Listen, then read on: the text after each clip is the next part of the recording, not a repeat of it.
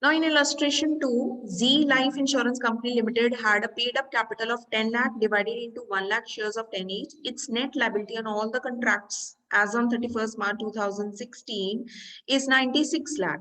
And on 31st March 2015, this liability was 84 lakh. तो ये insurance company का liability बता रहे हैं कि 2015 में उनकी जो पॉलिसीज पे लाइबिलिटी थी 84 लाख की थी, 16 में उनकी लाइबिलिटी बढ़ के 96 लाख चली गई।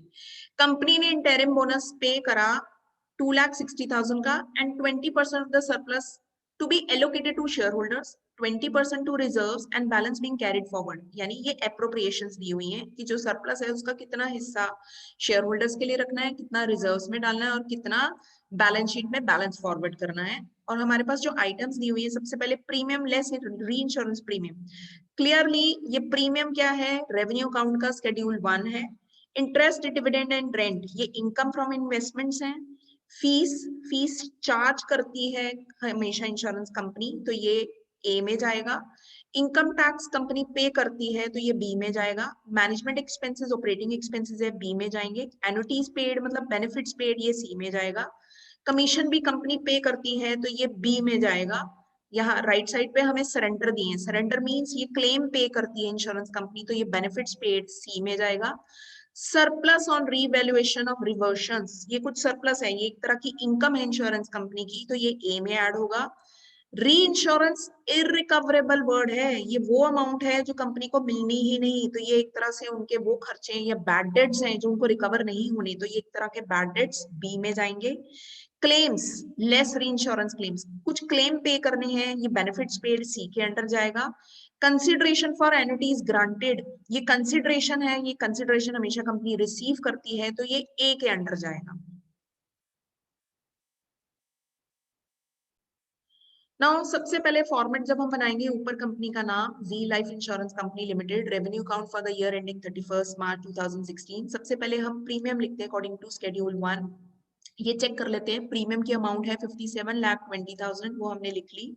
उसके बाद हमने शो करना होता है इनकम फ्रॉम इन्वेस्टमेंट्स, वो हमने मार्क करी है, जैसे इंटरेस्ट, सरप्लस, अदर इनकम भी मार्क करी है, जैसे कंसिडरेशन रिसीव, फीस रिसीव, ये सारी इनकम जब हम प्लस कर देंगे तो वो हमारा आ जाता है टोटल ए।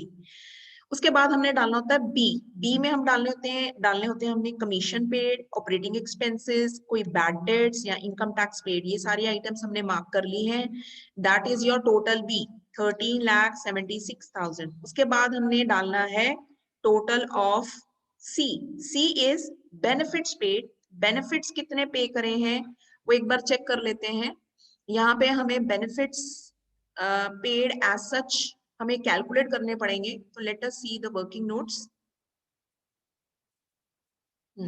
बेनिफिट्स पेड, सबसे पहले क्लेम पे करा, एनुटीज पे करी, सरेंडर पे करा, तो टोटल जो बेनिफिट्स पे कर रही है इंश्योरेंस कंपनी दैट इज 37,70,000। 37,70,000। इसके अलावा हमें क्वेश्चन में एक इंटरिम बोनस पेड दिया है, ये भी हमारा सी का पार्ट होता है, क्योंकि ये इंटरिम बोनस भी पॉलिसी होल्डर्स को ही पे करते हैं, जैसे हम क्लेम पे करते हैं, एनुटी पे करते हैं, तो इंटरिम बोनस 2,60,000 भी इधर आएगा, ये हमें क्वेश्चन में दिया हुआ है। Let me show you. 2,60,000, the company paid the interim bonus 2,60,000, तो वो हमने आइटम डाल दी यहाँ पर।